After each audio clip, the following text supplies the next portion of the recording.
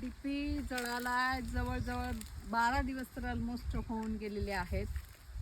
काल थोडा वेळ चालली लाईट आणि थोड्या वेळात जेवढं भिजवणं झालं, आता इथंपर्यंत पाणी आलं, इथून पुढं पाणीच गेलं नाही. म्हणजे असं थोडाच चालला आणि बंद पडला. जवळजवळ 12 दिवस होऊन गेलेले आहेत. अशी छोटी फळं आता पिकून गळून पडायला लागलेली आहेत. जोर संपलाय झाडांचा. आता ऊन नाही आहे म्हणून झाडं जरा थोडी अशी फ्रेश दिसतात आपल्याला.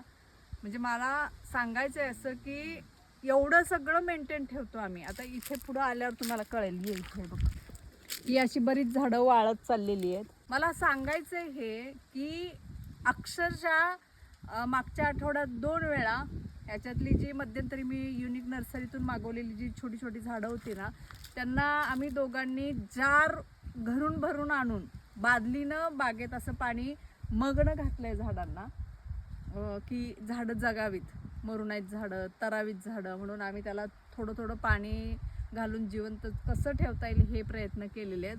आणि एवढा सगळा अट्टहास चालू असताना सगळ्या बाजूने जीव तुटतो. खूप मेहनत घ्यायला लागते हो हे सांभाळायला. म्हणजे नेणाऱ्यांना काहीच वाटत नाही, पण जीव किती तुटतो ते आम्हाला माहिती आहे. खाण्याचे वस्तू आहे, खायला न्या, पण विचारून न्या. बघायला यायचंय, विचारून या, बघा, त्याच्यात काही वाद नाही आहे. पण असं चोराचोरे करू नका हो. फार जीव लावलाय ह्या झाडांवर, फार. म्हणजे आता कंडिशन अशी की काय करावं, म्हणजे ह्याला पाणी देता येईल आता वाटत. आम्ही तर लिटरली प्रे करतो की पाऊस पडावा. पाऊस पडावा. आम्ही आपण आभाळी येतो आणि पाऊस काय पडत नाही. आता इथे बघ, हे बघ, हे छोटे झाड आहे, हे पाणी घातलंय म्हणून ही सर्वाईव्ह केलंय ह्या झाडांनी. ह्याच्याकडे बघून वाटतंय का ह्याला? कारण आम्ही लिटरली घरून जार भरून आणून ह्यांना पाणी घातलेलं आहे. असं सांभाळलंय आम्ही. असं जेवढं जेवढं जिथं जिथं पाणी घालता येईल तिथं पाणी घालून सांभाळलंय.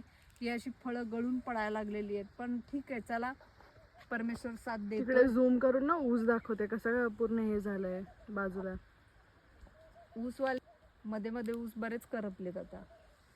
ठीक आहे ना, पण मला काय सांगायचं, हे सगळं स्ट्रगल करून हे जगवतोय आम्ही. आयतं खाणाऱ्यांना काय आहे हो? यायचं, तोडायचं, खायचं, निघून जायचं. कदर करा, कदर त्याच्या मागच्या कष्टांची, आमची नाही.